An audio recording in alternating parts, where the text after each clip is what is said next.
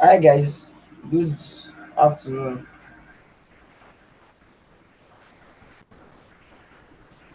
Hi, good afternoon. Can you hear me?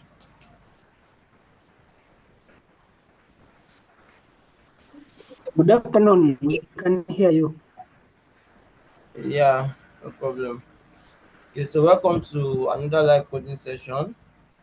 And so due to some technical glitch, we could not have yesterday's session. So today's session will be a lengthy one of sorts because this will be serving as the last session for the stage because there will be no session on Monday. So today I believe you can see my screen. Yes, we can. Okay, so today we'll be continuing on KubeFlow, and just as I've been saying, we want to try and ensure that we have KubeFlow running on our systems. So therefore, due to all of the bottlenecks we've been facing to install locally, we'll be taking a new approach of setting up Kubernetes and KubeFlow on Azure today. So today, we set up Kubernetes we set up both Kubernetes, we create a Kubernetes cluster on Azure, and we also create a Kubeflow deployment in our cluster using the specified standard method by Azure. So as at the end of last week, we had gone through all of the steps to set up Kubeflow on our local system, and everything had gone through successfully. But the Kubeflow did not eventually spin up due to the shortage of memory. So if you can remember in the last, if you were around or if you had seen the YouTube video, you will know that we had allocated around 20 gigabyte of space for the virtual machine, and apparently the 20 gigabyte of space was not enough as um, during the course of downloading all of the components of Kubeflow, the virtual machine crashed, stating that there was not enough memory for it to run all of the components. So due to that, so at least ensure that we have one version of Kubeflow up and running, we'll be deploying Kubeflow using Azure today, and from there, with enough time, we should be able to try and see Kubeflow notebooks, because I believe for this stage, the major focus is to use KubeFlow notebooks, which is basically just having Jupyter notebook on the cloud. So these are the steps we'll be following, and these are the official steps by Microsoft themselves. So let me just um, probably create a new screen. So, so the official steps by Microsoft. I want to share a new window, and then I'll be sharing this window. Exactly. So if you go to, let me just go to Kubeflow, installation of Kubeflow. I think just like when we started in the last, you can see that there are a lot of standard components for installation for installing Kubeflow. So if you want to install standalone components of the Kubeflow platform, so if you select the Kubeflow platform, because we want to use Microsoft Azure, so you have version 1.7 of Kubeflow available on AKS, and this is the website that you use to install Kubeflow on AKS. So this is the official standard for how you can install um Kubeflow. So when you come to this page, you just have to click on documentation. So when you click on documentation, you can see that you have deployment options, and you have this deployment option. You also have the vanilla installation. So the vanilla installation will be deploying AKS, Azure services, container registry, blah blah blah, and then you use Kubeflow. So these are like there are two methods of installation. They are basically the same thing, but then one makes use of um a deployment file, and you're using the Azure CLI tool. So one makes use of a deployment file and the Azure CLI tool to make things easy, and that's the method we'll be following. You see that in this method, the Azure CLI, then we'll also be cloning a repository. So this GitHub repository um, contains all of the manifests. Let me just open the GitHub repository. So they have a GitHub repository that contains the manifest that we'll be using. So the manifest, if you remember correctly, manifest are the YAML file that we'll be applying um, in our Kubernetes engine. So the Azure CLI also, if you want to deploy services to Azure, just as I stated then, for anything that deals with orchestration, the standardized method, like I mean the standardized language that is used is to use YAML format. So therefore, for this particular format, so this GitHub repository here contains the important YAML that we'll be using. But meanwhile, for the vanilla installation, you can see that the vanilla installation, there's no, I don't think you are using any, okay, deploying repos, signed users, install kube login, install customize, and then I think all of these are, they are basically the same, but then let's go with the first method. So um, and other Azure services, install KubeFlow, creating a custom password. Should we do that? Default password. Exactly. So let's use this. This method has a difference. The major difference is that in this method, you are going to first be creating an hash for your password. This is, I think they have that step here where they tell you that you have to create an hash for your password. So here it is, bicrypt hash generator. So that is a little bit on the technical side. So for us to not waste too much time, because these services too, it takes some time before they get provisioned completely.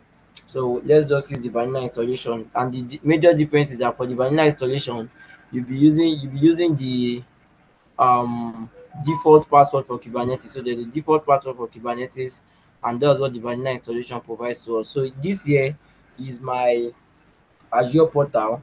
So with Azure portal, you can see services that are being created. Okay, so with Azure portal, you can see services that are being created, and you can also use your Azure portal in collaboration with your CLI, basically. So I'll come to vanilla installation, and then these are the prerequisites to start. So the prerequisites for all KubeFlow, you need an Azure subscription, either a free or a student account. You need the Azure CLI, a GitHub account, a bash shell. The following must be installation of this. You must have all of this optional, and then so um, let me install the Azure CLI. That's the first thing that we need.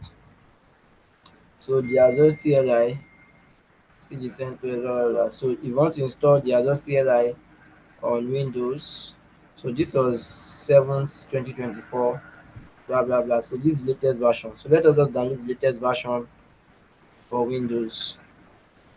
Okay, so it's downloading already, and that's 69 MB.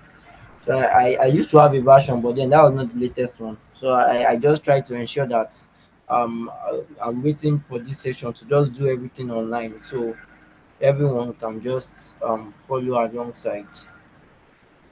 So the CLI is downloading already, and we'll wait for it to download and then complete the installation.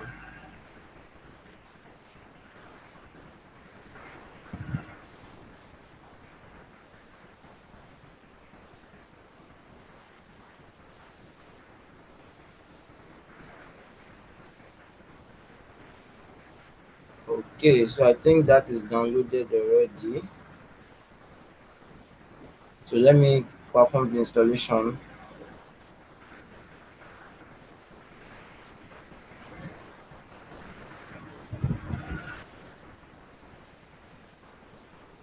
Okay, can you see the install? Okay, I believe. Let me share my window so you guys can. I don't think you can see it. Okay, so I'll switch my window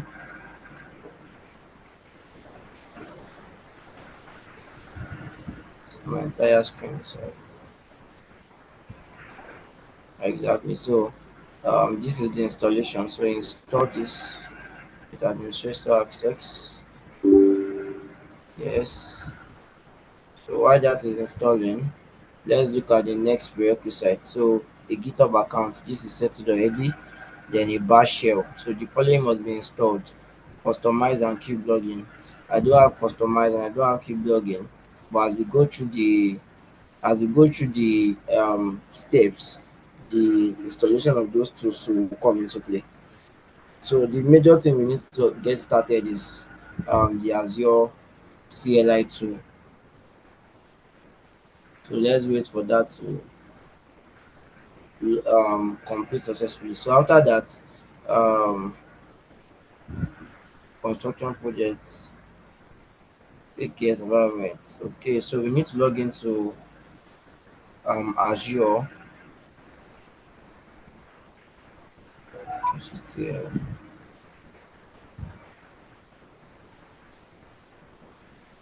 Okay, so this is still installing. So let's wait for this to get installed. So when provisioning most of these resources, it takes a lot of space and data consumption. So I believe people that have been continuously attending over the sessions would have noticed the amount of stuff we've had to download. So all of these files, it takes a lot to provision. So you should be ready in terms of space constraint and memory constraint. So that's why we have the cloud. And then using the cloud, it takes away all of this stress. It's just most times the cloud is not free to use for most users. So the Azure CLI is still installing.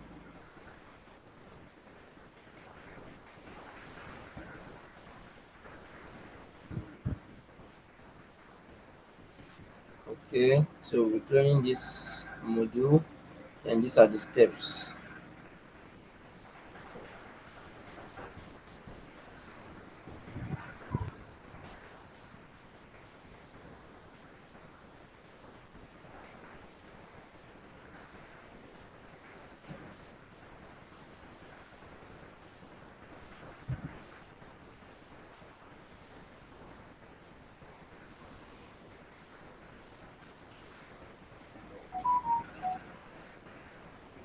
So we need Cube login. So let me open this in a new tab, and then let me see what is required to install Cube login. So to install Cube login, let me go to the installation page.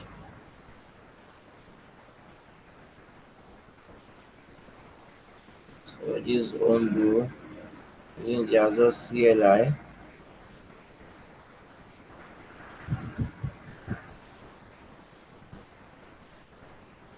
Okay, so our Azure CLI has been installed successfully. Um,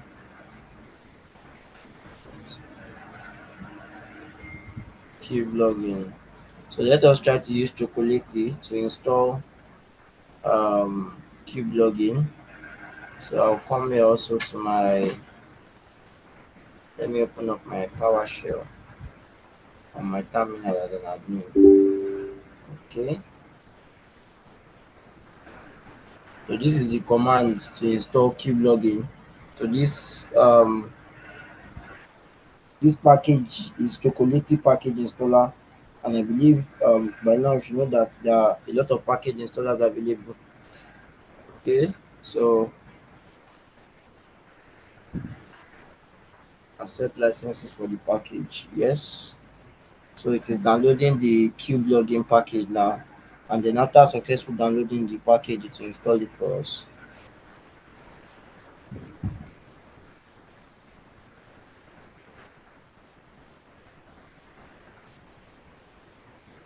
So let's just wait for this to download, and then let us look at, okay, what's another prerequisite. So we have the first prerequisite, the second, the third. Now let's look at customize. So let's see how to install customize for Windows. I see that just got downloaded.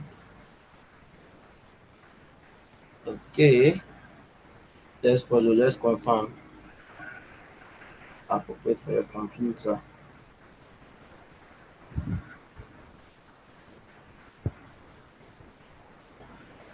Binaries, okay. So let's look for the binary for Windows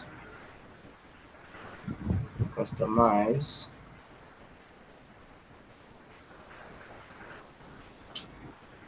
assets. So this is the binary, the source code.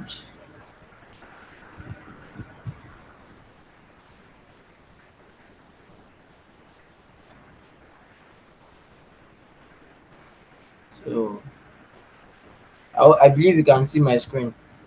If you can't see my screen, let me know. So this PC,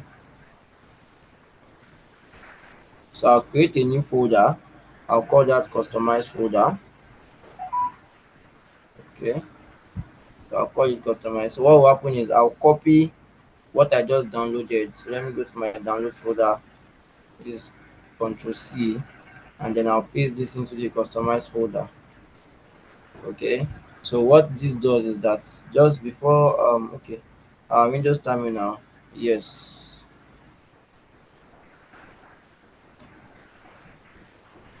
Okay. So this is installing. So let me create a new terminal, and you can see that in the new terminal, if I type customize, nothing is happening. It doesn't understand what customize is. Or let me even go back here to ensure with my new installation. So you can see here where it is trying to use customize. So the keyword here is yes, install customize command exactly. So the customize command is this. Okay, so let's come back here. So the customize command is still saying the same thing. So if I now go back, I will need to add this customize to my parts. So system configuration.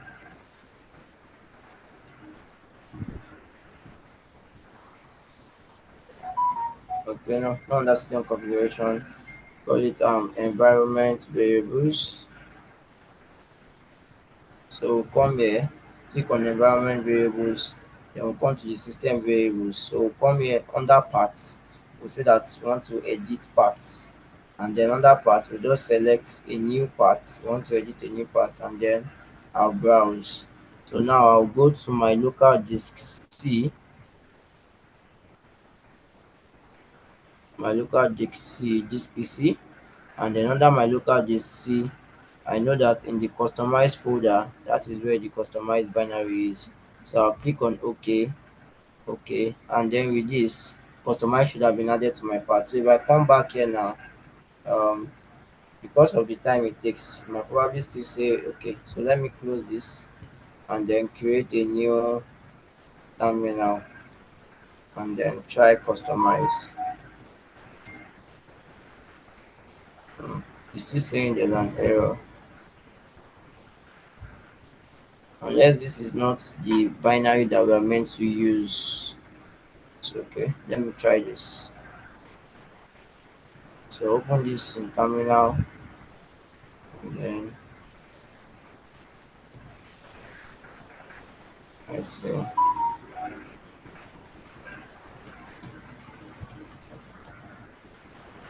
Okay, let me rename this first.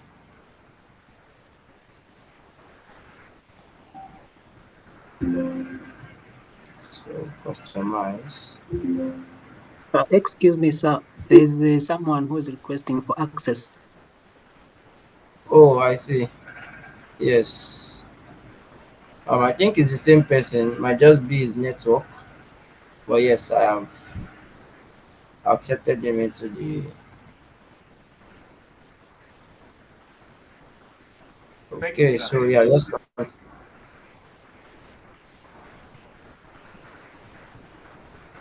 so edit,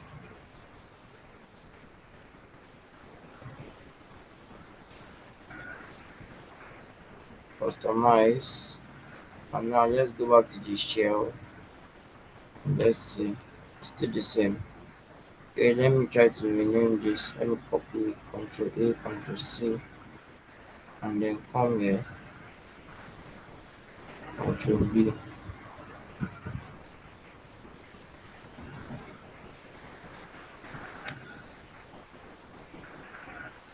And see. So I think this is not the right. binary package. Let me go back to their website to go and get the correct package. So this is KubeFlow, sorry. So customize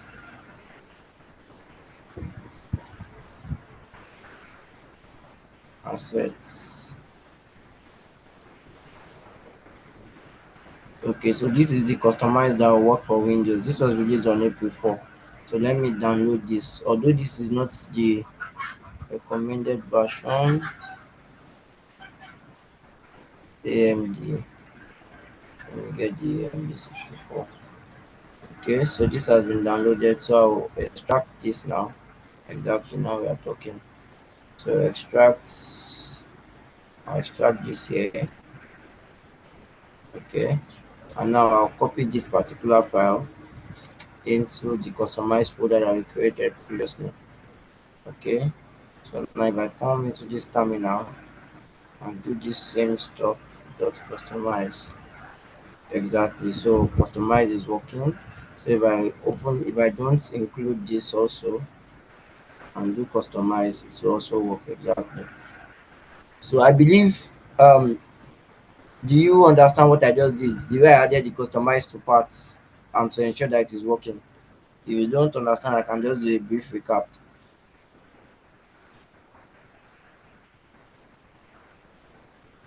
Please do the recap, sir. Sorry, I cannot hear you. Please, can you kindly do the recap, sir? Oh, okay. So what we are trying to do is we are trying to install KubeFlow on we're trying to install KubeFlow on Azure. Okay.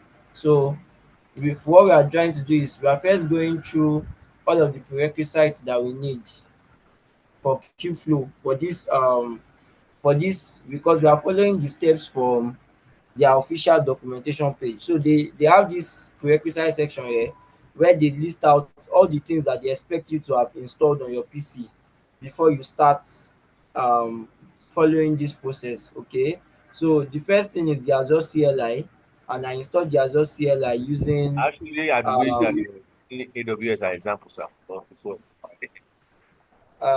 unfortunately we only have credit for Azure, so it's Azure that we can use as a demo. But then, just as I've stated, if you can follow just like you are following the steps here, it's the same method you follow for AWS. If you come to this page here, KubeFlow installation, okay, if you come to this page and you come to the KubeFlow platform and you select that for AWS, once you click on this link website, you will see that just as they have it, you can see it's basically almost the same way as that for um Azure. So if you come here now and you click on documentation, you see that you have a lot of deployment options, and then there's the vanilla installation just like we are trying to do. Then there's the prerequisite. So these are if we're doing the same thing for if we're sorry if we're doing the same thing for AWS, you need to get all of these prerequisites here. Then after all of these prerequisites, then you can now use all of the different installation options.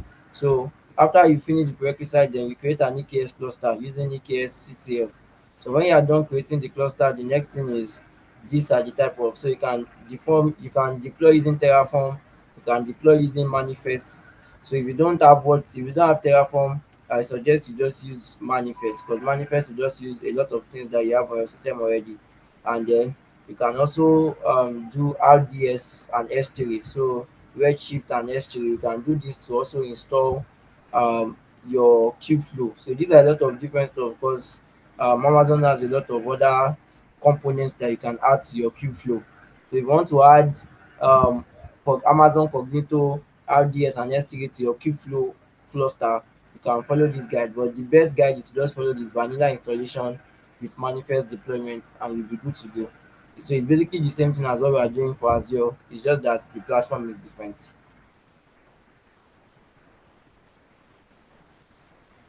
Okay. So So this, in case you want to follow this for Azure, I can sorry for AWS. Let me just paste this link in the chat platform so you can also try that out later.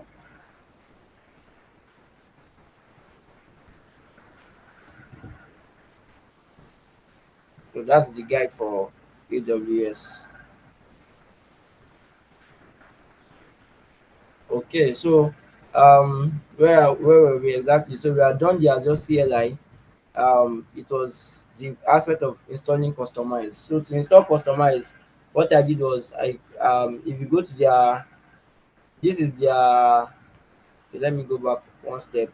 So this is the official web page for the customize, and they have different ways that you can install the customize. So you can install kubectl, and you can also install customize. So I clicked on installing customize, and then you can install using different options. So you can install it using chocolatey, you can install it using homebrew for Mac, you can use Docker images, you can use binaries, you can go source. So because my chocolatey was busy installing, um it was busy installing this, and this is done already. So I was using chocolatey to install cube login. Okay, this is not done, this is just 46, this is 46%. So we are still waiting for this. So because chocolatey was busy installing cube login, so that's why I went with this option to use binary.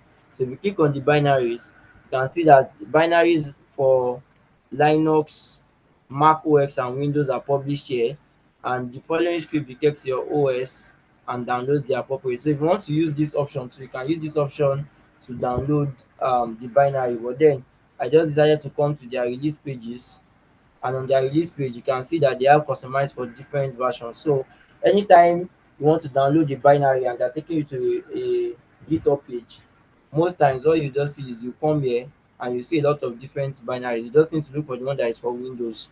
So most times, most of our systems use AMD 64 architecture.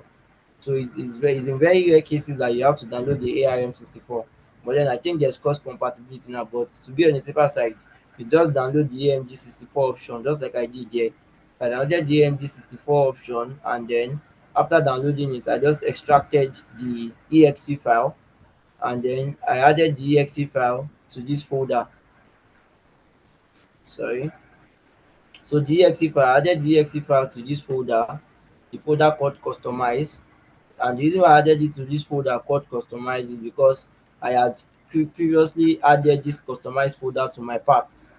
So I believe everyone knows how to add things to part for Microsoft system. So I added this customize.exe into this customized folder in my part, and that is why now when I come to my PowerShell and I say customize, and I use the command customize, it is understanding what customize is, unlike previously when we type customize and it does not understand what customize is. So that's another prerequisite gone. So this is cube login that is downloading correctly. So since we have our Azure CLI and we have customize ready, I believe we can start, and then while we are going on, um, the cube login is going to get installed. So the first thing we have to do is to do AZ login. So what this command does is it authenticates our system. Okay, it authenticates our system to use Azure and to deploy Azure resources. So if you try to do anything without doing your AZ login first, if you are using the system for Azure previously to work, but then because I just installed it, I need to run this command so I can log in my Azure account, and this will let Azure understand that my system is authenticated to deploy these services. So you can use different options. Okay, so if you want to sign in, so I'll use this account. Okay, and I think this is already, because previously what this should have done is this should have taken us to a web page. Okay, this should have taken us to a web page, but because Azure is the major support for Windows, you can see verify with Windows Hello, just a moment. But then the issue with this method is it might want a full Microsoft sign in to all apps. which I don't want currently. But let us see where this leads us.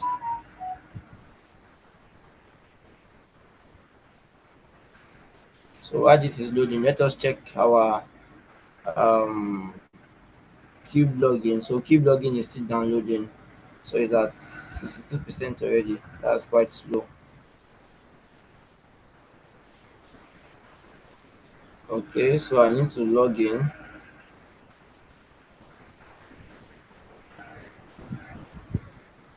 Okay. Uh,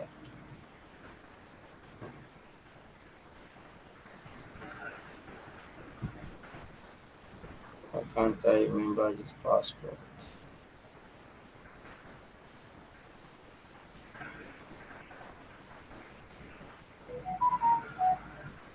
Okay, so I think that was it.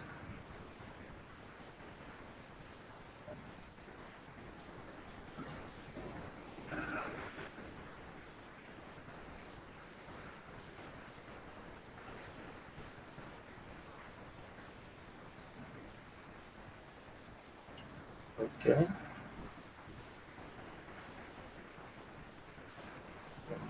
Let me just use my pin.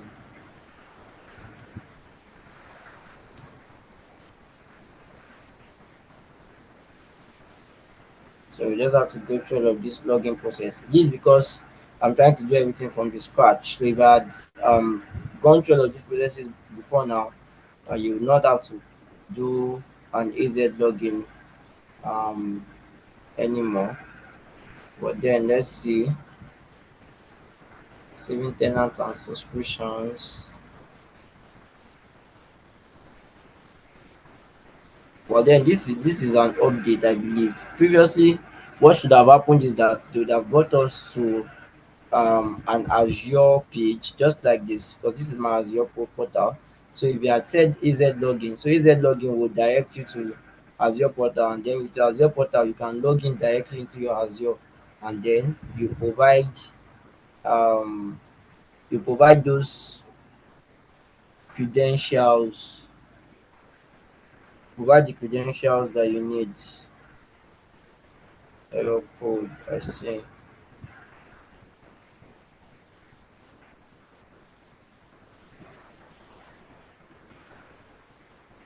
Okay, authentication field. Okay, let me do this.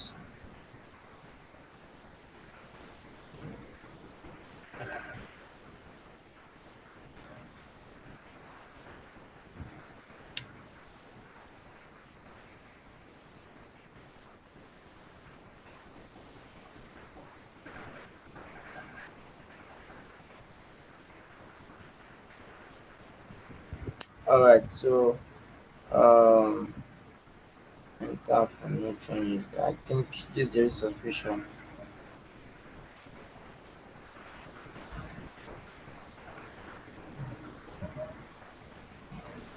So I think we are good. So yeah, so the first step has been done successfully. I've logged in. So just as a reminder, if you want to perform this on your own also, you need to ensure that you have an Azure subscription. So now that I have an Azure subscription, install kubectl. Okay, I have kubectl already. Then the next thing is I have to clone this repo. Okay, so to clone this repo, just to ensure, so what will happen is, let me go into a new page, let me create a new folder. Okay, in my documents, so under this I'll call this KubeFlow AKS. Okay, so now I'll open this in terminal, so I know that whatever I'm doing here is going to be happening in the KubeFlow AKS folder. Okay, so yeah, I'll now perform the git clone. Okay, so the git clone, the repository is being cloned already. So just to see, this is the repository that we are cloning. Okay, and then after cloning this repository, we'll be changing into this AKS construction repository for us to do whatever it is that we want to do. vanilla installation. Okay, so um, it is still cloning the repository. Let me check the status of our cube login. So the cube login is at 84%, and that's still downloading. So let's wait for our repository to get cloned completely.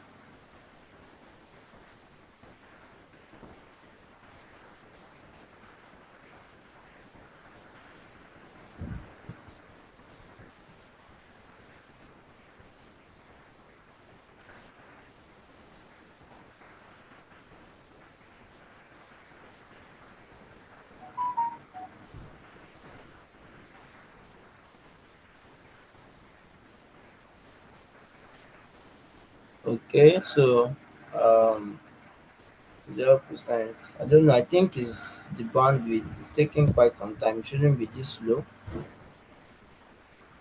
Okay, so let me check what the speed currently.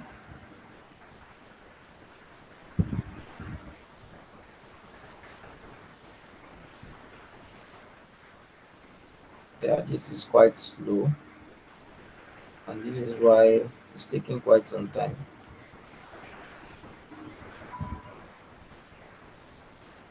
So let's just exercise some patience for this to get downloaded.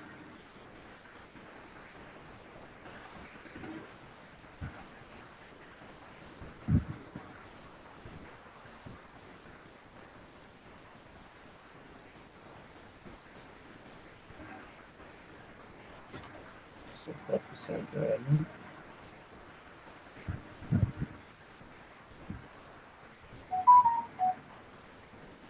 Okay, 91%. So of all the prerequisites, I think what we don't have yet is bicep. So let's keep going through the steps to know when we are going to need it. So this is where we create the signed in user, then install cube login, and then log into the cluster.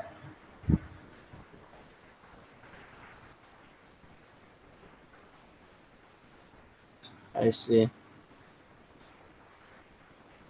So you have to have logged into the cluster. So install customize, deploy KubeFlow without TLS using the deploy password.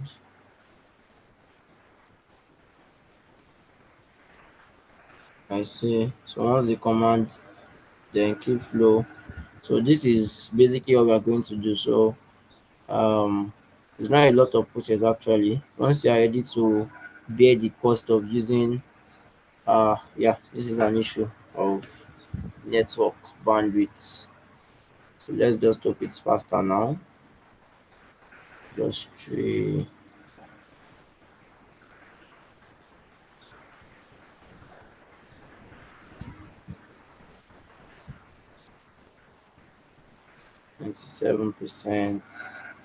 This is taking time, and I think it's because of the recurse flag sub modules.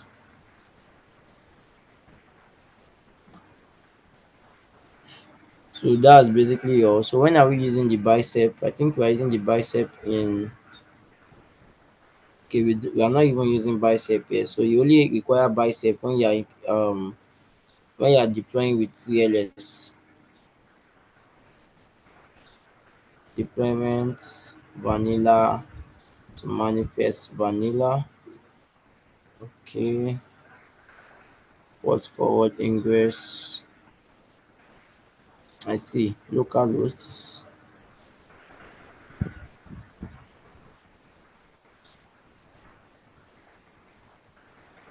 So cube login. So if I do cube login now,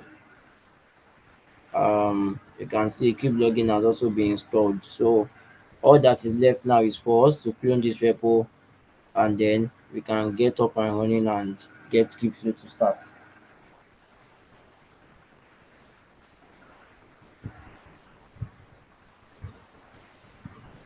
Okay, so um,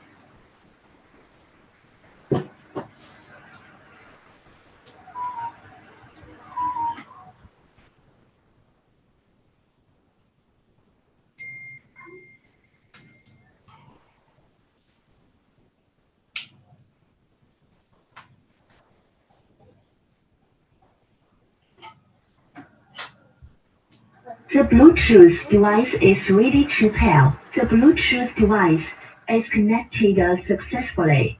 Okay, so we are still waiting for this to come.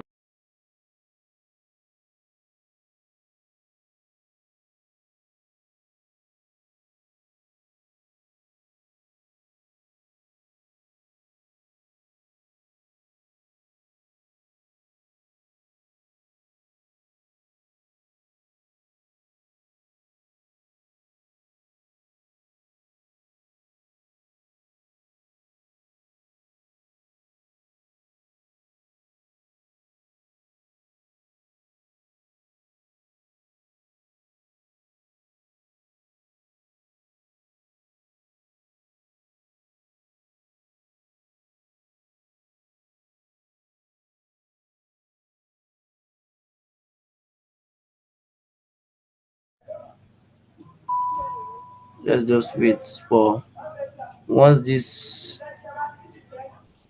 is done, then we can start going through all of the processes.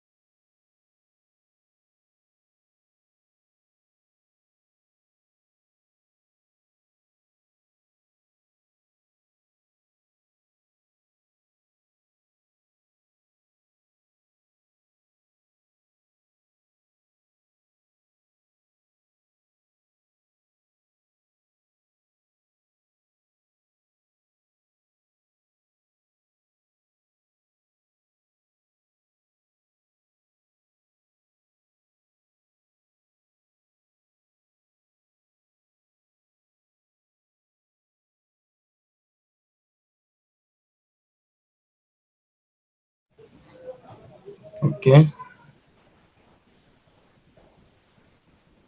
so it's failing to clone. So I think the bandwidth is too bad.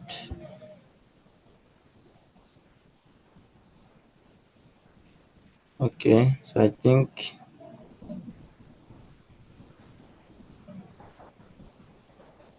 42915596 617. So yeah, this seems faster.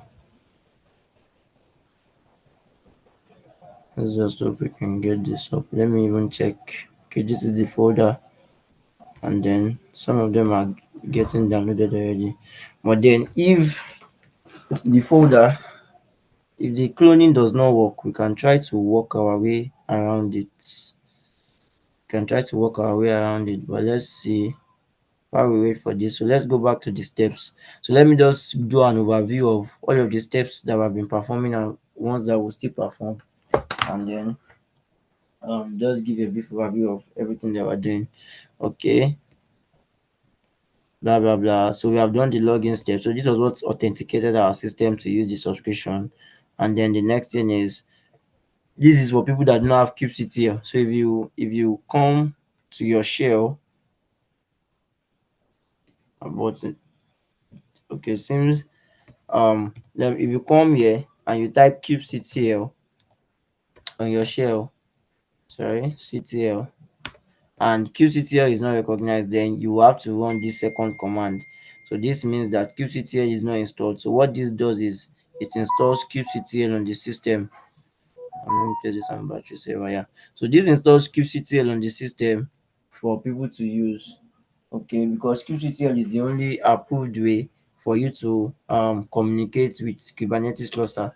So after that, the next thing we do is to clone this repo. But due to our due to the bandwidth, you are not able to clone this repo. So when you clone this repo, if you can see this folder, if the repo is cloned successfully, sorry, you see that there will be a KubeFlow AKS folder. So this is the KubeFlow. So what this is doing is that if you run this command on your terminal, if I go to my terminal here,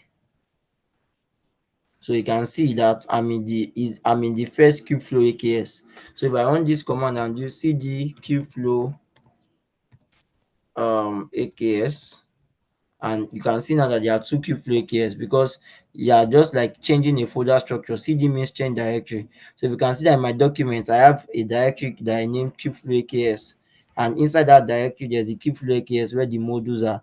Okay, so that's what this here is just doing. So after you change into the KubeFlow AKS, then you now need to follow these deployment steps. So the deployment steps is that all of this here, this is you getting your user ID. So if I come here and do this, that's I will see that I'm not including the bracket and all blah blah blah. So if I come here and do this, and once this one successfully, so is getting using Azure. So this is my user ID. Okay, so if you are signed in successfully with a system to Azure using the Azure CLI and you run this command, what you get is your user ID. So what we are trying to do here is now, instead of having to run this command every time or having to keep what user ID is, let us create a user variable. So what this here is doing is signed in user. If I come here now and say signed in user, okay. So yeah, signed in user, signed in user is equals to this. You can see um there's a dollar sign there, and what this is, we are trying to set environment variable. Okay, there should be no space if I believe, and this is not even needed. Okay, should this be here? So what I'm trying to do is I'm trying to set in the signed in user as an environment variable without linking it with the code. But then seems okay. So let me just check for the normal way. So the normal way should be exports, then signed in user, and then this.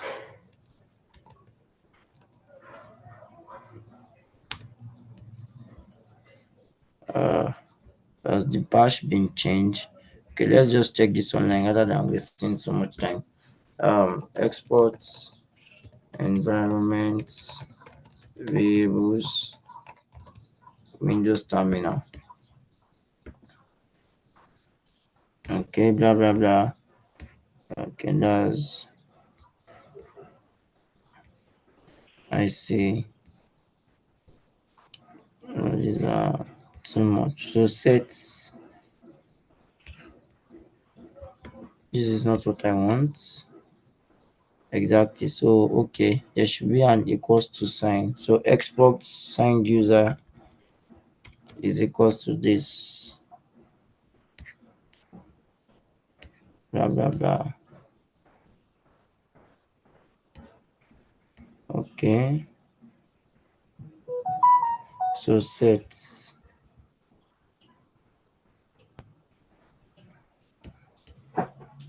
So let me just control set. Okay. So set signed in user.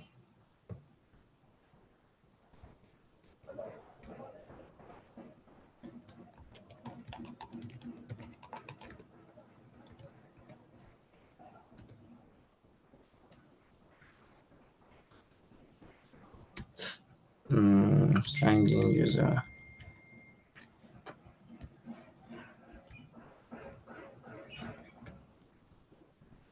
No, this is okay. So we're not getting an error anymore. So let me do echo. So what I'm trying to do is I'm trying to get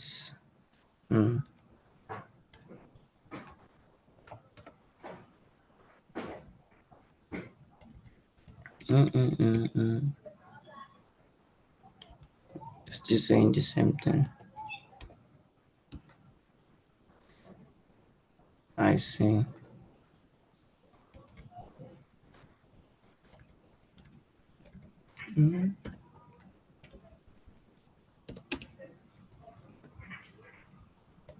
I think that was the issue. Exactly. So, because I knew that should be correct. So, the major issue why we have been unable to do that since is because I needed to add a quote. Apparently, because all of this did not used to be so, and if you are using Bash, you don't have all of these issues.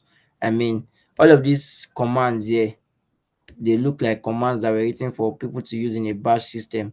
So, for example, if I come here now, so get signed in as a user ID. So if I use Ubuntu to do this, but then that's by the way. So what we have been trying to do previously is that we have been trying to, after we run this command here, what this command do is it showed our user ID. So what we are trying to do is, because in the steps we are trying to follow, they are creating a user. Okay, they are creating this for Azure to be able to know where to direct the cluster that it will be creating to know what account you need to provide it with the user ID of the currently signed in user, basically. So that's what we have been trying to do. So after getting the signed in user, so you don't have to keep running this command every time, so that you can easily get who the signed in user is. So you can see that in this next command here, the deployment is doing az deployment blah blah blah, and then it is passing in signed in user here using a variable rather than having to run this command again. So that's what we have been trying to do. Okay, so now we have successfully done that, and you can see that anytime I call signed in user, what will get printed out is our signed in, is our user ID. So, but what this is trying to do is, instead of because the way we have done it, we have done it separately. We first got this command, the value of this command, then we used it to create a variable. Okay. What this is doing here is it automatically assigns the result of this command here into this variable here, and then we also have this called rg name equals to KubeFlow. So you can see that in the steps that are here, there is nothing like a dollar sign when you are trying to do this. But then on Windows, you have to include the dollar sign if it's a variable, if you are using PowerShell. But I believe if you are using command prompt is a bit easier.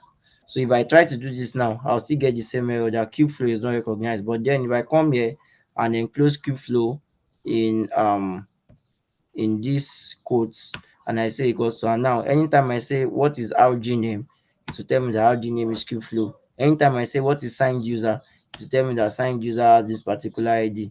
So this is for so let me try and open a command prompt and see if it's the same thing for command prompt. So what I'll just do is I'll just pick this for command prompt. Okay, Control C. I'll paste this here. I'll remove this, and I'll also remove this. You can see command prompt is also having the same issue. But let me try my WSL Ubuntu Bash just to ensure that the command. So for WSL Ubuntu Bash, so let me just try to pick this again. Control C, and then let me paste this here. So you can see that on Ubuntu there was no error, because on you can see that's what I'm trying to say. So these steps that they have here, they are steps that are originally for people that are using Ubuntu system or a Linux supported system. So because we were using Windows, we have to find our way around some of the commands. Then most of the commands will work. So a place where we will have an issue, for example, is in this part here where they are using while. For example, something like this. I think in this particular aspect they use while. So while not customize, build vanilla, kubectl apply f, blah blah blah. So this command, we have to figure out how to do this on a Windows terminal, because this is for kubectl, and because my Azure login, I did not start using Ubuntu from scratch then. But then let's just keep going. So you can see that these are the differences. So here now, using RG name equals to KubeFlow, there's no issue. So if I just come here and say what is RG name, it will immediately tell me that our name is equals to KubeFlow. You can see. So these are the differences in um OS. That's why most times when we're having sessions like this, I always emphasize that these kind of things on the cloud, mostly as long as they are using cloud or internet related stuff, they were created mainly for Ubuntu and Linux. The major support, the base OS that is supported is either an Ubuntu system or a Linux system. So we Windows users always have to look for ways to circumvent all of these bottlenecks, or the best thing is to just try and have a WSL or a virtual machine where you can run Ubuntu. So you can see with this now, with my Ubuntu, I can follow all of the steps without having to do some without having to find my way around some things. But let's keep going with Windows, and hopefully we'll be able to figure our way out and then get this to work. Okay, so um we have done this. So we have created the signed in user ID, and then RG name. RG name means resource group name. If you come to Azure portal, and I can see that there's something called resource group. So using Azure as a cloud provider, one of the basic building block in Azure is resource group. So what resource group is that? Is like a way for you to create a home for every service that you create. So imagine you wanted to create a lot of services. Let's say you wanted for your as a company, what you do is you create services for other companies. So you want to have a way where you can determine, but for each company you'll be creating an S3 bucket for them. You create a file storage service for them. You create an Azure blob for them. You create a container. You create an AKS system. You create a virtual network and the likes. A lot of different services that mostly different companies will have to use the same kind of services. So the resource group is a way for you to a building block where you can add every resource that you're creating to a resource group. So if you are creating a service, if you are creating a virtual network, if you are creating an app service, whatever it is that you are creating, you will add it to a particular resource group. So anything that belongs to that resource group is different from other services of the same type that belong to another resource group. So that's just what that's what we are trying to do here. So we are trying to get a resource group name. So therefore, the reason why we are doing that is because here, in this next command here, we are going to be creating a resource group. Okay, so in my portal, you can see that the resource group, there's no KubeFlow, cloud storage, default resource group, last FCS stage for lexicon, study body, all of this. There's nothing like KubeFlow. So now let us use this command here. And what this command will do is it will create so AZ group creates. That's what does this. So this group means create, and then the end tag means what's the name of the resource group. So rather than typing KubeFlow here, the name of the resource group is what? KubeFlow. And then L location East US. If you come here, if I go to my home and portal, you can see, okay, it's not I think it is AWS that does that. They put the location of your portal, they put it alongside the URL. Azure does not do that.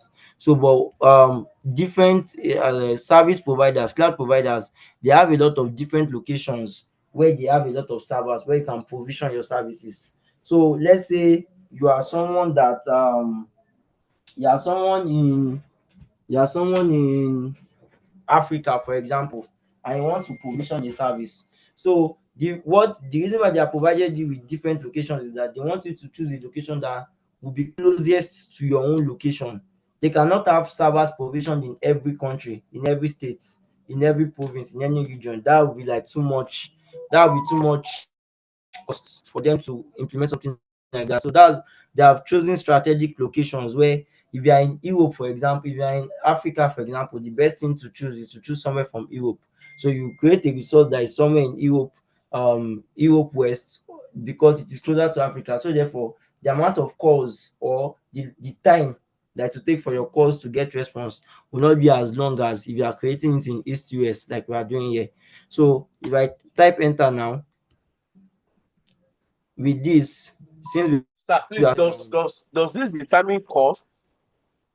yes, the location I that you chose want to select, East one in US.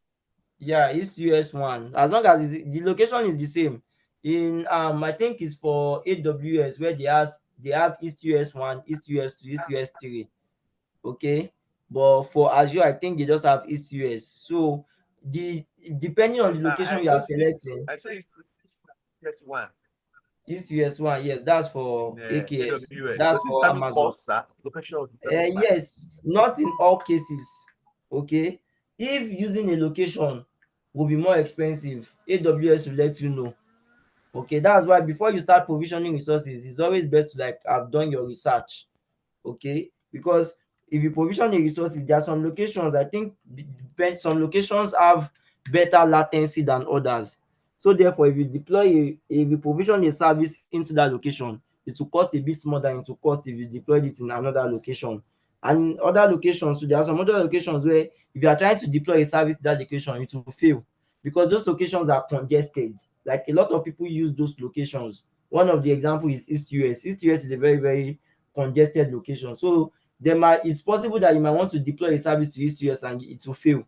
But when you deploy that same service to another location like West Europe or East North or whatever, US North or something, it's possible that resource will get deployed successfully. It's because in East US, the number of servers they have to provision is cluttered already. So you need to do and you need to select another location before you can provision your resource. So the basic thing is just before you start doing anything, just try and make sure you do your research as long as it's cloud related to ensure that you have the best maximum output. So if I come back here now, previously in my resource group there was nothing like KubeFlow or whatever, but now in my resource group you can see that there's a KubeFlow resource group here showing now. And if you enter into this KubeFlow resource group, you'll see that there is nothing in the resource group. All the services will be zero. There's no service there because there's no resource that have been deployed. But over time, as we begin to follow these steps, you'll see that services that we are deploying will start showing in the resource group. Okay, so now let's go back to the vanilla installation. So now what we need to do now is that we need to get the deployment name. So the deployment variable is very important and will be used in subsequent steps. Blah blah blah. Echo dep test your JSON and restore it dep blah blah blah export. So that's the export I was trying to use is not for Windows, it's also for Linux. Okay, so basically, oh, I see main.bicep. So I think this is where we are meant to use bicep, but then let us see if it will work for us without having bicep installed. So let's do this. Az, okay, deployment group. So what this is trying to do is it is creating a deployment group in this resource group. Okay, because we now have a resource group, KubeFlow. Okay, so in that same KubeFlow resource group, we now want to create something called a deployment group, and then the parameters is that the signed in user, you can see that we're using both the signed in variable and the resource group variable, and you are formatting the main.bicep. The output is JSON. Okay, so let us run this. Let me pick the command well. So normally I would have picked everything like this, but because I'm not on my Linux operating system, I'm on Windows, so I have to this kind of method where you run a code and the response of that code is now automatically directed um to a variable. I don't think it will work, but then there's no harm in trying. Let's try and let's see if that will work. So let me copy this. Okay, now let's go back here and let's paste this. But what we'll be doing differently is that instead of having this here, we'll add this to this aspect here. So let's see if this will work. Okay, so since this is working, so I needed to add the dollar sign because in Windows, for you to create a variable, there has to be like a dollar sign before the variable, unlike in Linux where you can just type the name of the variable and then nothing, there will be no issue.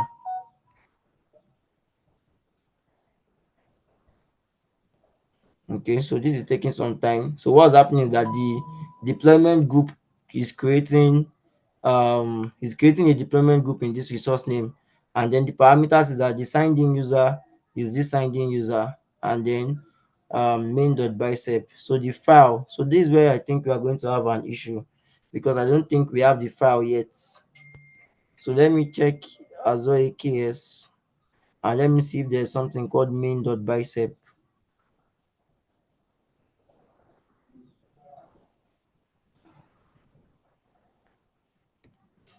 Let me see. Okay, I see. So this is main. It should be like exactly. So this is the main.bicep that we need. But I don't think so. I don't believe this is going to work. But let's wait and see the error that it throws out. Because this file main.bicep is not present in this folder that we're working with. But then in these steps, they were meant to let us know that you have to change variable. So when you see is there a main.bicep in KubeFlow? Okay, I see. I see. I see. So I think that was the difference. So in this KubeFlow, yes. So this was under AKS construction, then bicep. So AKS construction, this is TMT. So because that did not get, so this main.bicep here, 4:44 p.m. Let's see what's happening.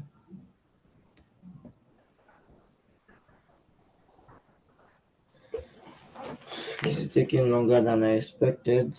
Might be due to the bad bandwidth. Hopefully this gets completed soon. Let me check our resource group to see if any resource has been added to our resource group. So this is the KubeFlow resource group. So I'm going to refresh this.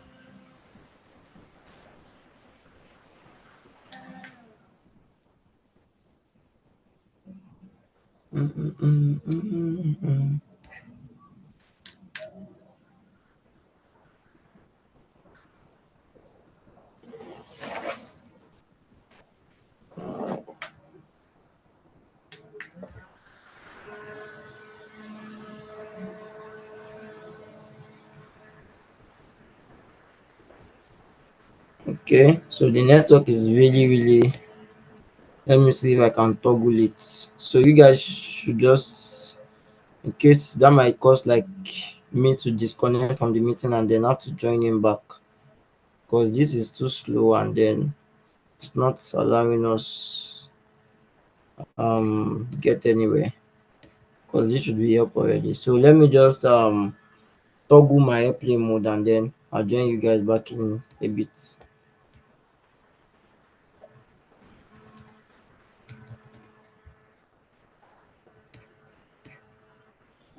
Then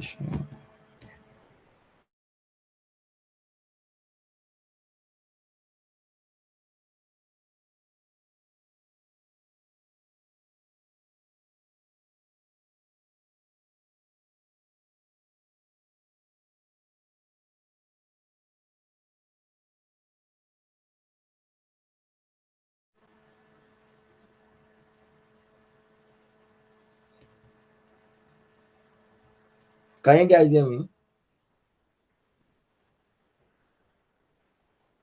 Yes, I can hear you, sir.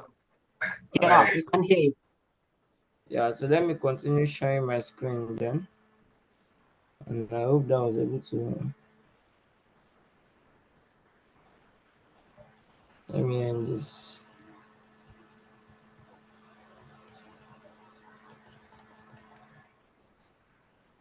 So there's still no resource yet, and our portal is still running.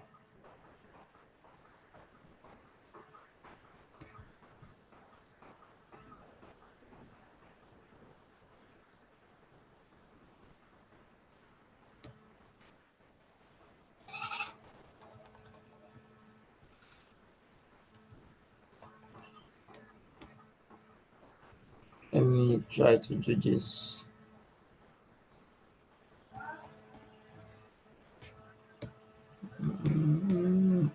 Let me create a new terminal.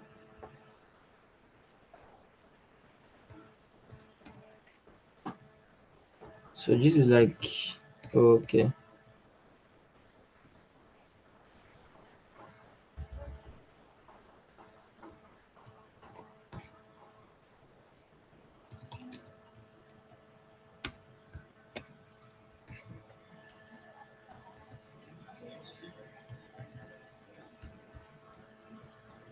So let me list all the files here. So we have the main.bicep here. Code of conduct.md.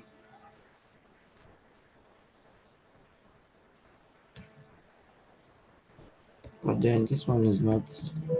Okay, let me just pick this here. And then let me create this here.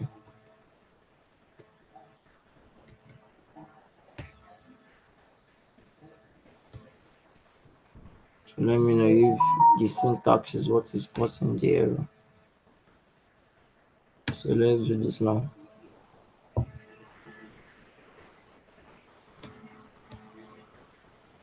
So you can see argument, expected one argument. So there's an issue somewhere. Oh, I see now. So um this particular aspect of the Windows terminal does not have this variables. For example, if I do RG name here or signed in user, if I copy this, if I paste this here, it doesn't understand what signed in user is. So I have to like redo the process again. So this is the signed in user. Control C. So this is the signed in user. Okay, I forgot to add the um required codes.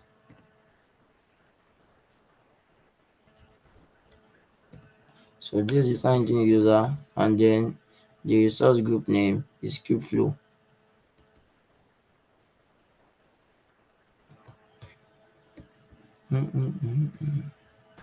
Okay, so now let's run this command and see what we have,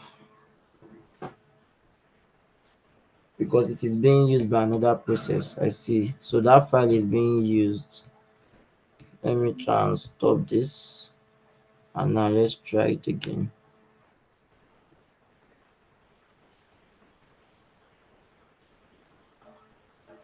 %1 is not a valid Win32 application. So I think that's the issue. So let me open the file here, the main.bicep file. Open, edit with notepad++.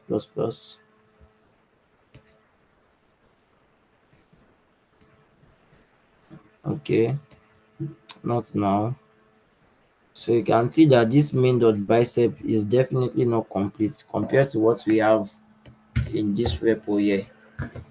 So if we go to the main.bicep, let's see if there are some similarities. Minimum length is 2. Seed name string. Yeah, this is definitely different.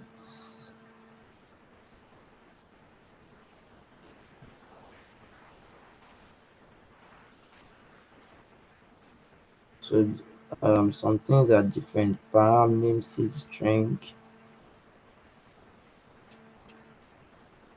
So let me see in the main file. So because our repo is not getting cloned, I want to try and see if we can work with it manually. Okay.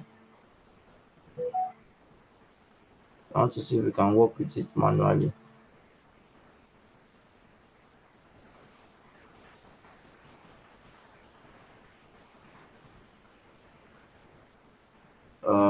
I have to come back here. So let me come back here. So this is the module that we want to work with. Let me paste this here. Okay.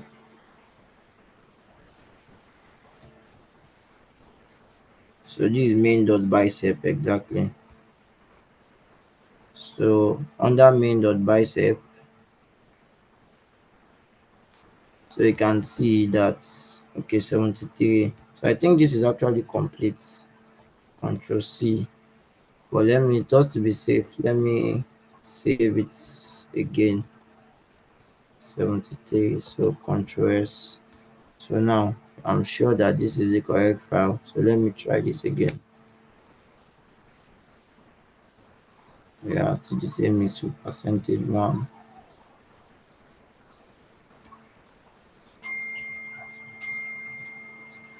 Okay, so that's probably, let me see if it's because we don't have bicep installed. So let me install bicep. Let me follow this and let us install bicep on the system. Okay,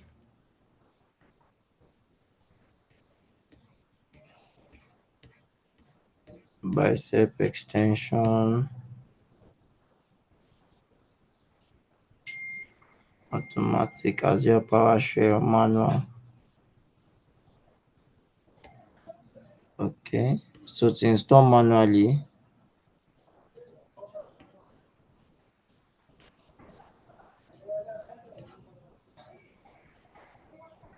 okay, manually install the bicep CLI. So to manually install with Windows, let me, okay, we just have to use chocolate. So let me come back here now and then let's do chocolate to install bicep and elevated. Let's see, let me run this.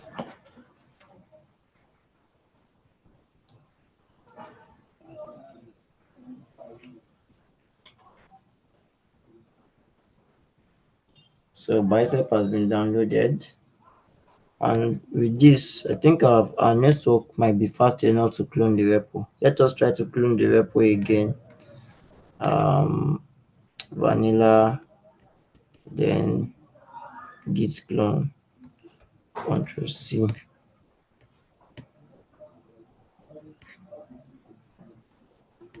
So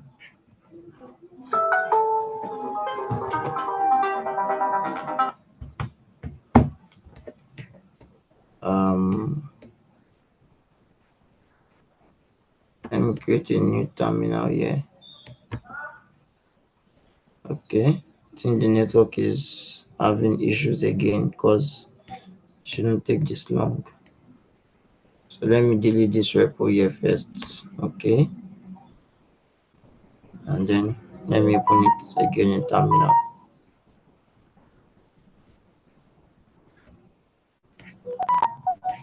So now let me clone this repo. Let's see if it works this time around.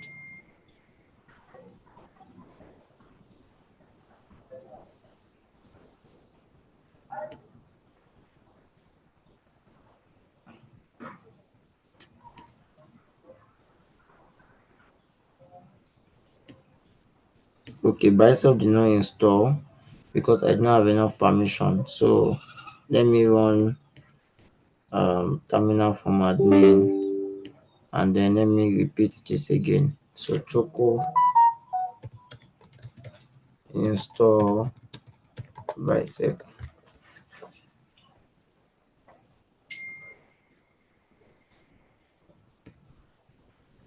So Control L. So bicep has been installed successfully now. So now let us try then, but then I have, okay, so this is not, let me try to clone the repo again. The repo is not cloning, the network is still very, very slow.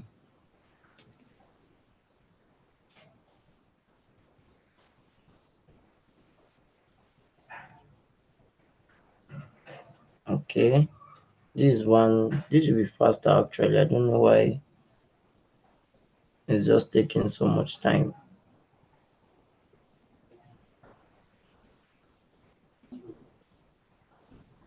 Let me see. Let me go into the repo. Let me see how the repo is like. Can I download it?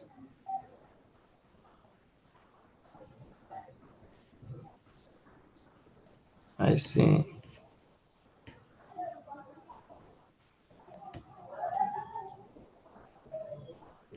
No wonder. So it is taking me to another branch. Yeah, I understand now.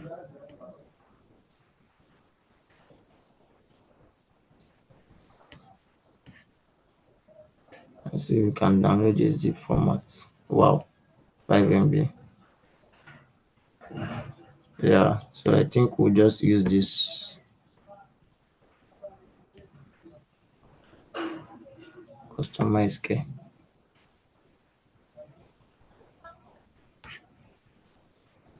Yeah, KubeFlow KS main. So let me extract everything here.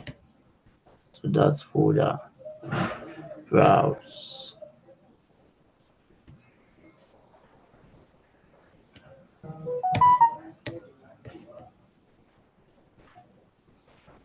Let me see, is our PowerShell still going?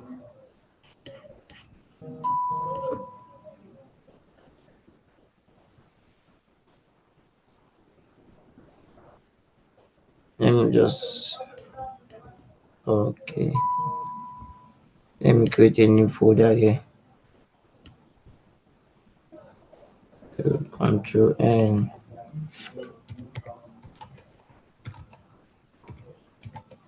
So this is 524 already. Okay, so let me extract this. I think this can possibly work also. Okay, extracted successfully. But then this is downloading them already. AKS construction, manifests.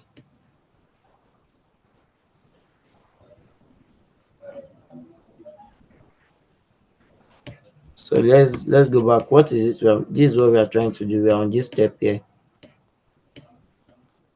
This deployment main.bicep. So let me try to run it again now that bicep has been installed.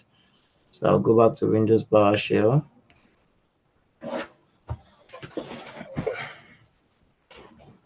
So Windows PowerShell. Let me create a new PowerShell in this particular file. Yes.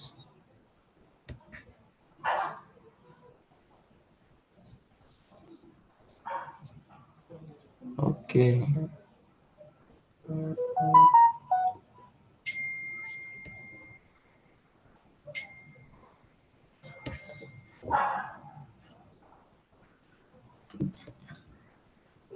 So let me take. So I can clean this one. Let me just close things that we don't need. I can clean this one also. Um, do I need this one here? I don't need it also. I can clean this one also. Yeah, close all tabs. Yes. So I'm working with just these two. Okay. So while this is doing its stuff, let me follow these steps again from the beginning. So I'll do this AZ.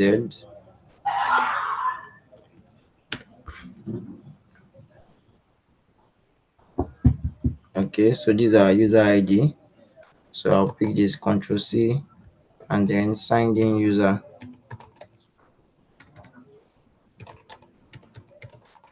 Signed in user is equals to this Control V. Okay, and then our RG name is equals to KubeFlow. Okay, so what I'm trying to do now is to create a deployment group in this resource group. So AZ Control C.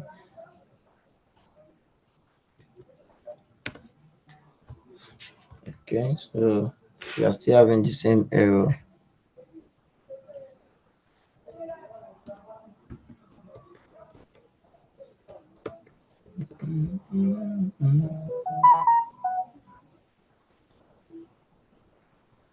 Main.bicep. Let me check down this in the correct folder. Yes, this is main.bicep.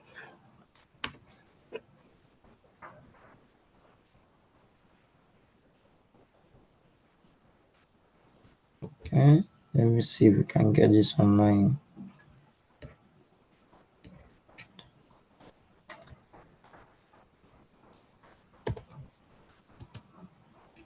Azure.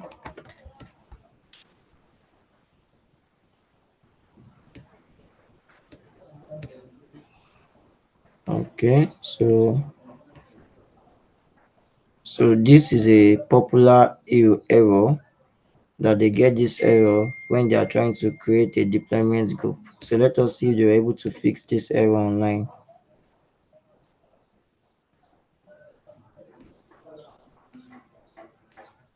Reinstalling the Azure CLI, reinstalling the Azure Bicep.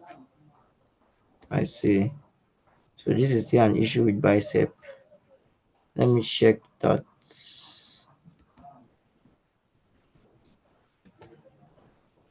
Let me see this first. So Control L.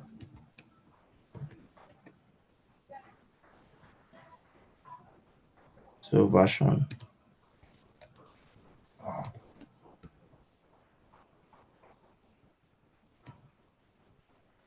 I see that's where there's an issue.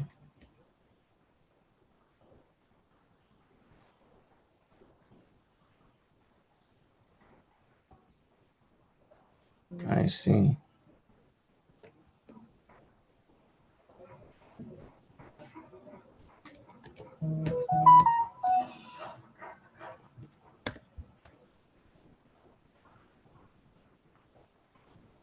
So let me see now if this will work. Still the same error. So this person is saying that we should reinstall the Azure CLI and reinstall Azure Bicep. But then that's a lot of stress. Okay.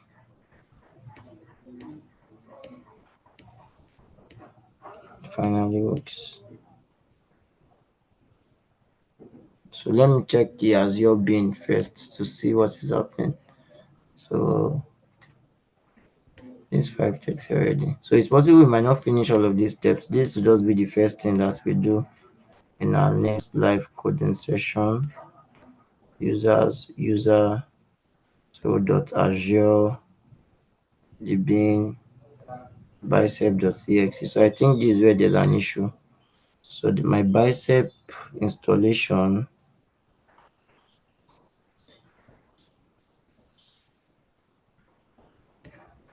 Let me open a terminal here first. Bicep.exe. Let me open a terminal here.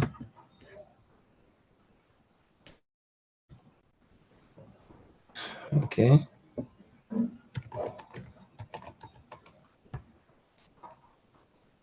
Gen version. So bicep is working perfectly according to this.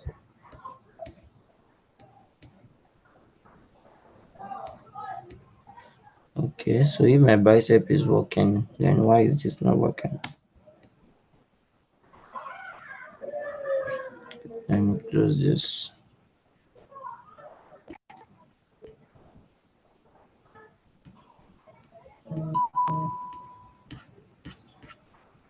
Okay, checked out. Control L. Let me try this again.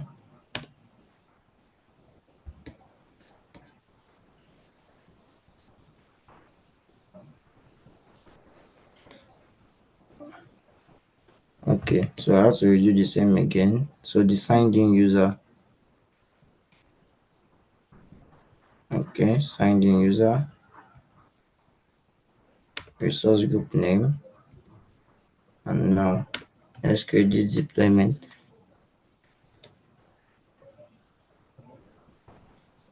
So it's possible I might have to reinstall. Let me see. Where is Azure Bicep? Install Azure Bicep.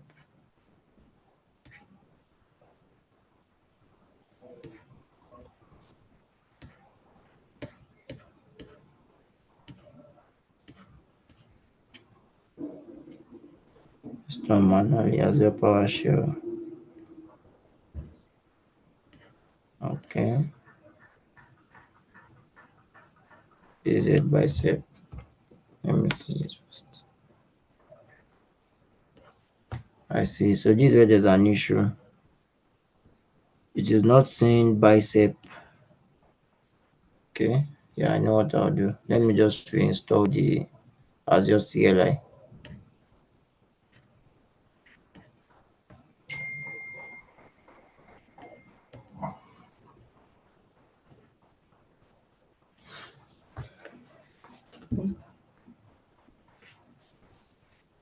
I hope you guys are still with me. I know it's what I've been doing. I don't know. I've just been trying to debug. So what is happening now is that the bicep installation. So let me just You're following the spirits. so what's happening is that the Azure bicep that is needed to run the main.bicep is not configured well. So it's probably because I installed the Azure CLI first before installing the AZ bicep. But then that's how it should be. You should install Azure first. I mean, according to this documentation here, you should have Azure, you have everything you need to deploy and decompile. So as your CLI automatically installs exactly, is executed and needed. So that's the issue. So if you have this as your CLI version, as long as it's 2.20 or later, it should automatically install Bicep CLI. But then there's an issue with our own Bicep CLI. So that's why I'm trying to repair the Azure CLI installation first before we then continue.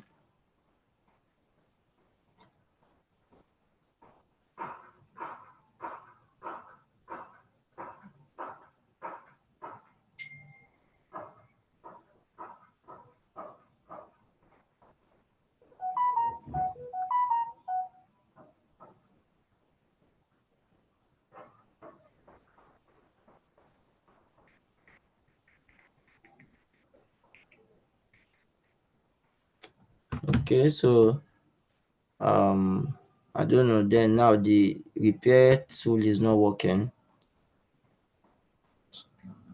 Okay, so it's repairing it already. So let's hope with this repairing of the Azure CLI, that we can then, if the Azure CLI is repaired, that we can then use that to get our KubeFlow up and running. So we just have to wait for this to get completed. But then I believe that's the only thing that we don't have. So we have every other thing installed. So hopefully we should not have an issue anymore. So well, let's, while that is running, just keep going through all of the processes that is required. So after we create the deployment group, that deployment group, we are going to be storing it to a variable called DEP. Okay, and you can see that they said we should note that the DEP variable is very important and will be used in subsequent steps. So the DEP is very important. That is something that even if you're not using it currently, you should try to save it to a file, so that if you save it to a file, you can then later use the file, because it's a very, very important variable. So we have the KV name. So in the DEP, there's a way you can run JSON query, but I don't think we'll be able to do all of this using I don't think we'll be able to do all of this using command line. So what we'll do is we'll save our DEP in JSON format, and then we'll now start going ourselves, because what this is trying to do is that after you check what is inside DEP, you want to perform a query to get what properties.kv_app_name.value. So all of this AKS cluster, this is the AKS cluster name, and then tenant ID, this is the tenant ID from the AZ account, blah blah blah. So we'll just try and get all of this, and then so immediately you deploy with this command, apparently this command, it immediately deploys the what? It immediately deploys the KubeFlow cluster, the Kubernetes cluster that we'll be using. So let us try and open the main.bicep file. Let us see what is inside the main.bicep file. So you can see that in the name.bicep file, there's the first thing here, module ak const, and then blah blah blah. So the location uses the location that was passed. And you can see that we passed something called name seed. So the name seed, the default is KubeFlow, but if you don't pass in the name seed, the default is going to be the default. And then the resource group. So when location string, so when we pass in location, I believe when we are calling this here, you can see parameters. So when we say signed in user, okay, when we say signed in user, the only thing we are passing here, we create the group as what? Resource group name. So inside this file, the main.bicep, what does it do? It goes to the resource group and gets the location of the resource group. So because when we're creating the resource group, we specify the location east US. So what this will do is, in this parameter, to get the location, it is sure that a resource group would have been passed. So get this resource group, and what should you do? Get the location, and then the name seed, the default is KubeFlow.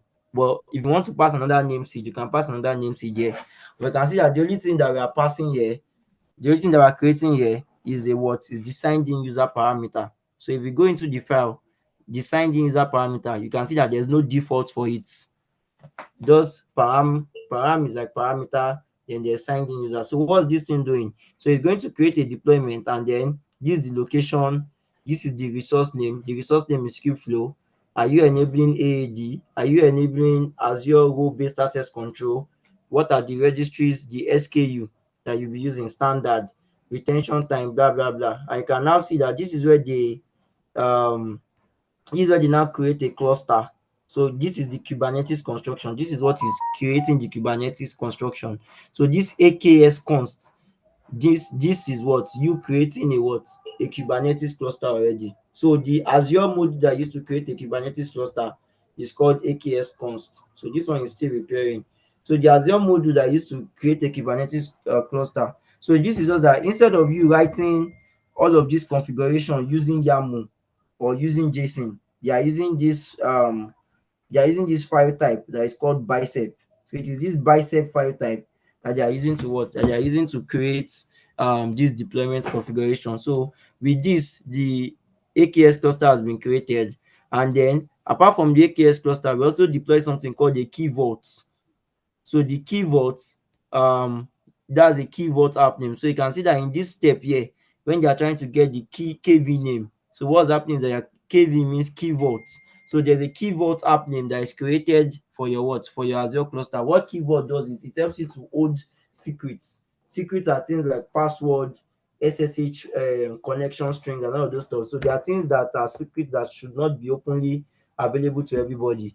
So because you are using Kubernetes to deploy sensitive workflow, so most times the standard is for you to create a key vault that you use to keep secrets, and you connect that key vault to your Kubernetes cluster, and then you can now see that they are also creating a key vault super app role-based access control. What this does is that it ensures that only people that should have access to the key vault have access to the key vault, and that's everything that is being done in this file.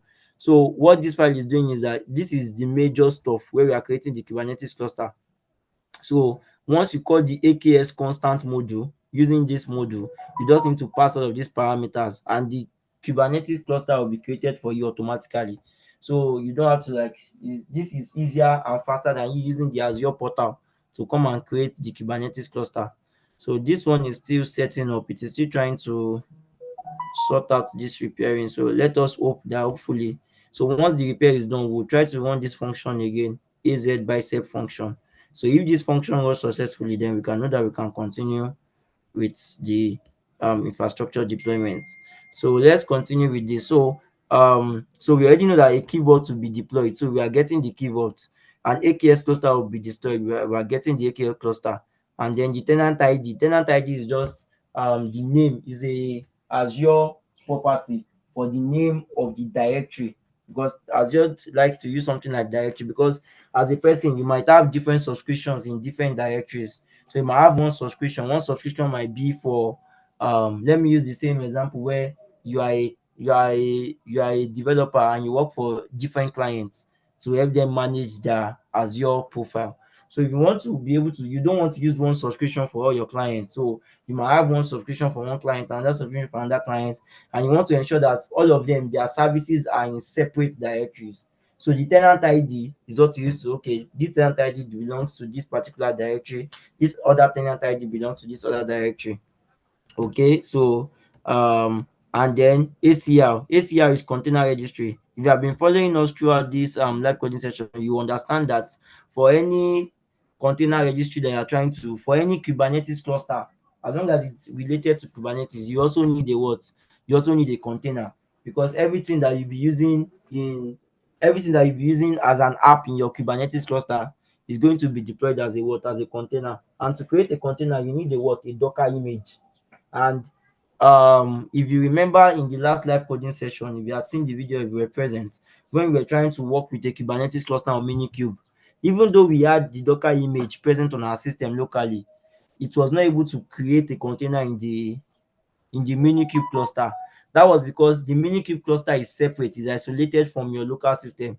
So just like that way, we had to like push our image from our local system to a Docker hub.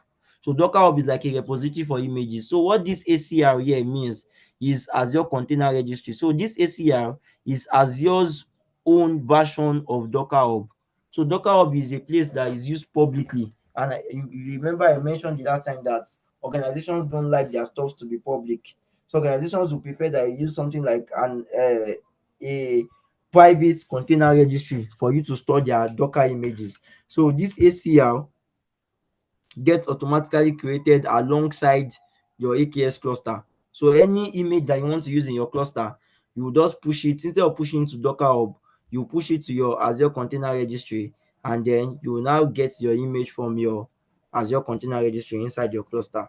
So that's basically what everything here is doing. So the main.bicep file is a very important file, and that's what gets our Kubernetes cluster up and running. So this one is finished successfully. So now let me try to run this again. So here's the bicep brush.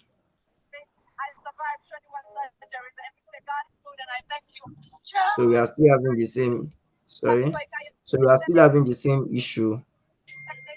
Control C. Let me exit this. Okay. So I've muted him already. So let me try to run the Azure CLI again.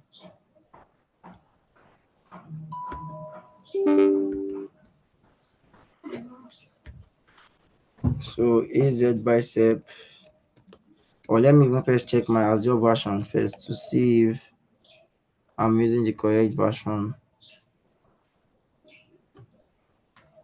So my version is 2.6.1. So yeah, I think that's yes, because they said it here that um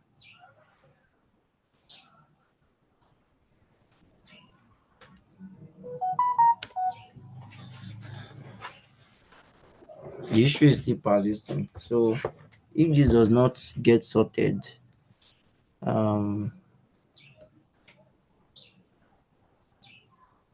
okay, let me look for another person that had the same error, and let's see how they were able to solve it.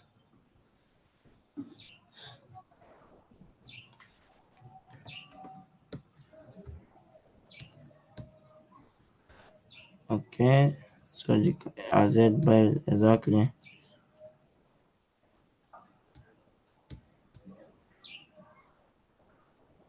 Okay, you need to clean up. I see. So let me see if we can do this, and let's just see if this will work. So they said we should come here. So in the user local disk, user then dot azure. So the bin, I should delete this. Okay, and now I'll go back to my command and then run this command az bicep install.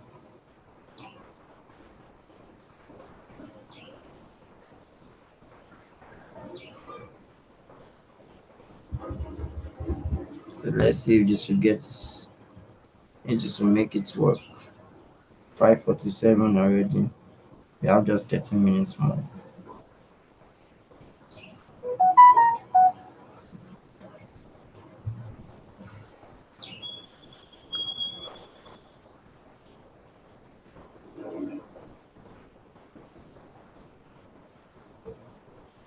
So the bicep is still installing.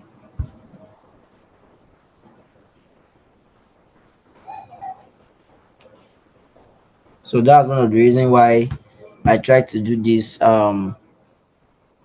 without performing it beforehand, is because if I had done all of this beforehand, and then when you are trying to probably do it on your own at a later time, you run into all of these issues, you might not be able to like circumvent it. So these are some of the issues we run into when trying to provision stuffs, and there's nothing that is unfixable, as I would say. As long as it's a standard tool you are using, someone must have faced that issue before at one time or the other, and there was a solution to it. So it might take a while before you get the final solution that will work for your case, but then um this issue is solvable as expected. So if I had done all of this around 3 4 hours ago, before the start of this live coding session, then I would have just set up the Azure Kubernetes cluster. It will not be an issue, because all of these issues that we're facing now, I would have sorted them. But then I just wanted us to see the kind of possible issues that we could face in case we are running this on our own privately. So you understand that it's possible to get errors, and then in the end you can sort out these errors and eventually get whatever it is you are doing up and running smoothly. So normally we should be faster, but then the bandwidth is so poor, because I don't believe bicep should take this long to install. But then um the the network is a bit of a bugger, so that's why it's taking some time. So let's wait for this.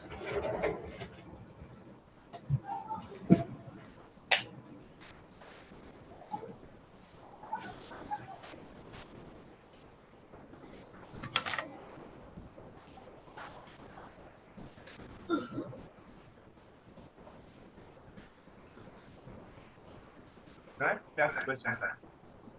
Yes, you can ask. Sir, thank you so much, sir, for The taking Bluetooth device is this why. Before now, before starting this course, I've always heard about ETL, extract, transform, and load as part of data engineering work. So I'm wondering how does it happen in our case? Yes, sir.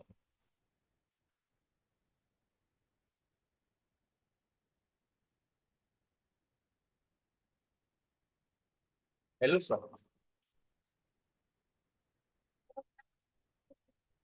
Hello, sir.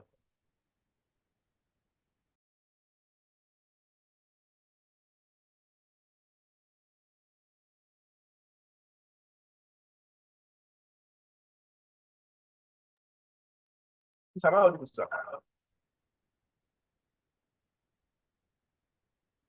Sorry, I know I've forgotten I was on mute. Sorry, can you hear me now? Yes, sir, I can hear you, sir. You can hear me. So yes, as Yes, I sir. was saying, extract, transform, and load, as I have said, is a popular term in data engineering. And what ETL just covers is everything relating to your data, how your data moves in between pipeline till it gets to the final destination. And most times, what's the final destination? The final destination is a machine learning model that is going to be using that data. So because of we work with tabular data most of the times, okay, we don't really get bothered about the ETL platform. But for people that work with unstructured data, okay, so let's say you are working with data that you are getting from a website. So because you want, before you cannot just pass your data in raw to your machine learning model. So the first thing is you have to extract your data.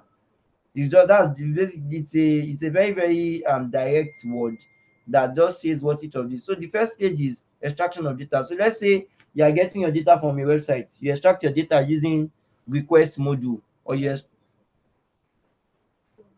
extract your data or you extract your data using request module, or you extract your data using a web scraper. That's the first stage of extract. Then you need to now transform your data, because you cannot pass raw data to your computer model or your machine learning model. After you get your data, it also needs to be transformed to a model, to the format that the model will expect. So let's say, for example, in your JSON file, you can convert from your JSON file to a pandas format. That's the part of transformation. So after you first use something like a request module to get all of your data from the website. Then you now use a parser like Beautiful Soup to parse your website contents, and then from that parser create a pandas data frame. After you now create a pandas data frame from that, then you now load that data into a model. So the process of automating all of these processes, so you don't want to keep doing all of this process every time you need the data. You have an automated step. The first step will automatically extract the data. The next step will automatically transform the data to the required format, and then the next step will load the data into the pipeline for the machine learning to use. That's the whole term. That's what the whole term covers. That's the ETL terminology. I hope that makes sense. Yes, I get it, sir. All right. So the bicep CLI, I don't know why it's not installing, but we have to wait for this to install before we can continue with any other thing. So um this we have spent 2 hours. That's because there'll be no live coding session on Monday, so we spent much more than we usually do, and we still did not even get to the final results. And this is one of the reasons why most times I this thing is, to me, is not. The Bluetooth device is ready to pair. The Bluetooth device is connected successfully. So sorry, can you hear me? To me, it's not new and it's not unexpected, because when you are trying to work with a new tool or a new platform, the normal it's normal that you face some issues, because even the creators of the documentation might have forgotten some important details to have added. So, in my own opinion, this AZ bicep install should also have been added, but then it was stated in the requirements. But then they did not specify that the AZ bicep you need the bicep from the Azure installer and not just downloading it normally to your system. So to me, it is not new, and it's something that that's why most times before having a session like this, you see that the instructor tries to ensure that they have done all of this beforehand. So if the instructor have done all of this beforehand, then you won't face this kind of issue. But then I just wanted to show it. I wanted to do it from the scratch so that it will also be visible to anyone that is watching, to see that it's normal to face issues like this when trying to install something for the first time. But you just have to ensure that for any errors you face, you should understand that it's solvable, because somebody must have faced that similar error at one point or the other at a previous time. And then the solution that the person used will also be available publicly online. So all you just have to do is to revamp that solution to work for your use case, and then you'll be good to go. So what will happen is that when the live coding session is 5:55 already, and we are also greatly hampered by the fact that the bandwidth today is very, very poor. So I don't know. I think it's an issue from MTN network provider. For the past few days, it has been very, very bad compared to how it used to be. And this is even though I'm using 5G, and this is even faster than it was earlier. So what will happen is, in our next live coding session, which will be for the stage E, the last stage, I would have eventually ensured that I'll fix all of these back-end issues. I believe this should be the only thing that requires fixing. And once this has been fixed successfully, then we'll just, because every other step here is a walk in the park. Okay, well, I think almost every other one. The only other one that will give us an issue is this step here. And the reason why this step here will give us an issue is because this step was done for something in mind.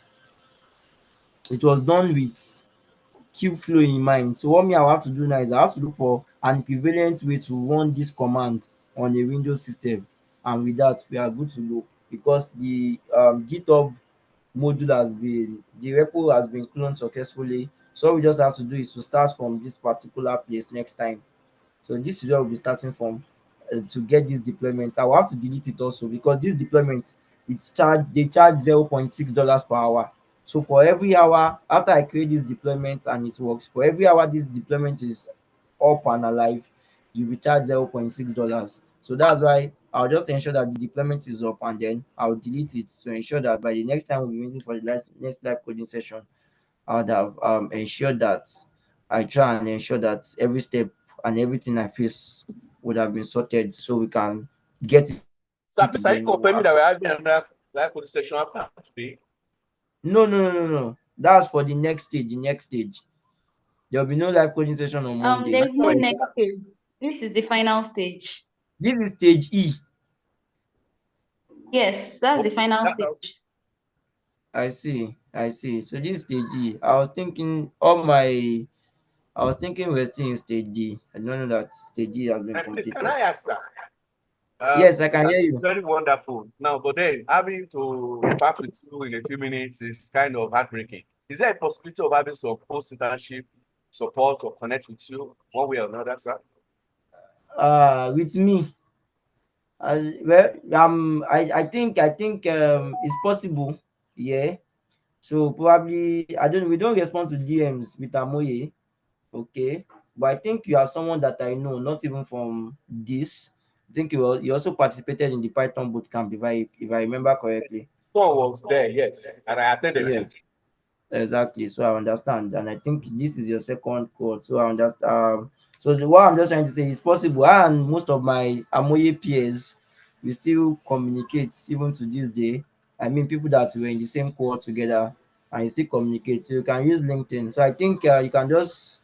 I think we are connected on LinkedIn already. I'll just confirm. I myself will be the one to send you a connection. So Yes, can just yes, so you can just send materials and discuss, even post all right. internship, just to you can another advice I can also give is you can check out there's this boot camp.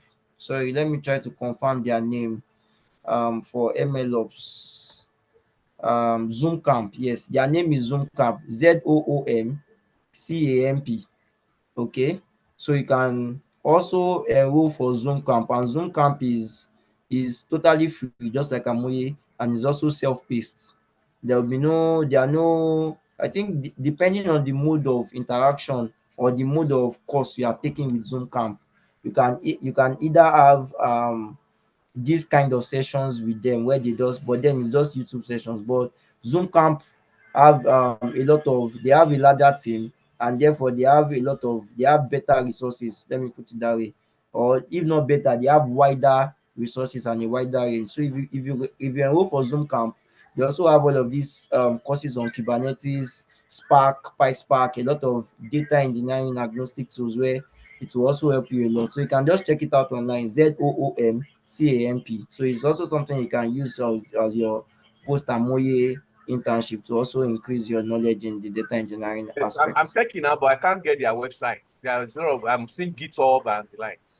Yeah. They use GitHub as their point of contact because it is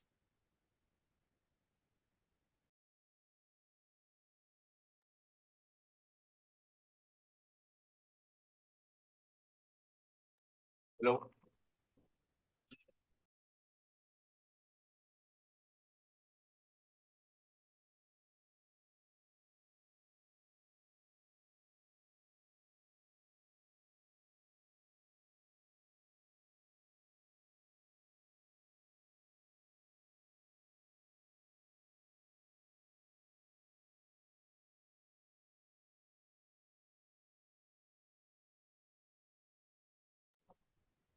I don't know if it's only me.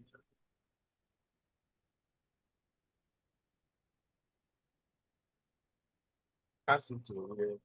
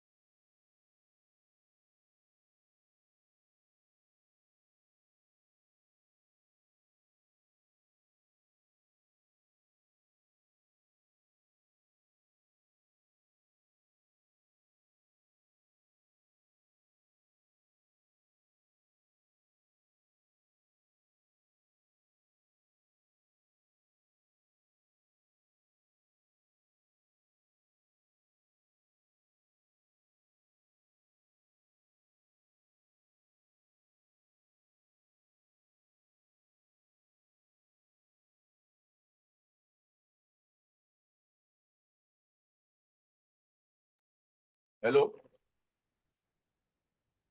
Hello?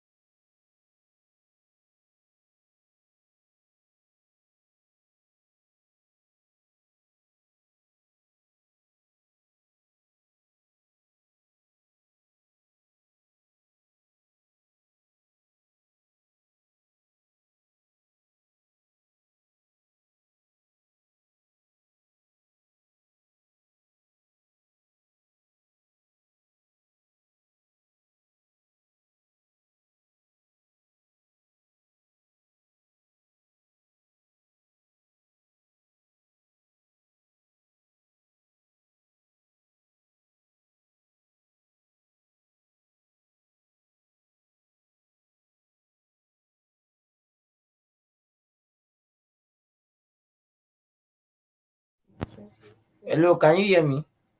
Yeah, I was expecting this to have ended even. So Yes. I, yeah, I got caught up by the network. So I've sent to the page. So that's the official website Okay. for Data talks. registration. Yes, Data Clubs, Oh, great. Data Talks Club, and I'm also sending their Zoom their GitHub. So this GitHub page is where they have all of their resources. So even if you don't want to enroll, if you just want to take all of these courses, like if you just want to use them personally to just get idea on some topics and just use them. So they have all their resources available on GitHub and it's free for you. So you can just use this. Is also another way to ensure that, because there are a lot of concepts you can still learn, but some of them are they're like a medium to high level difficulty. So that's why things like Amoye prepare you with the foundational knowledge, and then over time you can start using all of this to gain even more technical knowledge. All right. Thank you very much for attending. And it's been 2 hours. I admire your tenacity because it's not easy to be in a class for so long. Yeah. So I wish you all the best in your journey. And this is probably the last time we'll be interfacing. So have a wonderful one, Onaiwaju, and I wish you all the very best. Thank you very much, sir. I connect to your LinkedIn, sir. Yeah, no problem. Yeah, bye.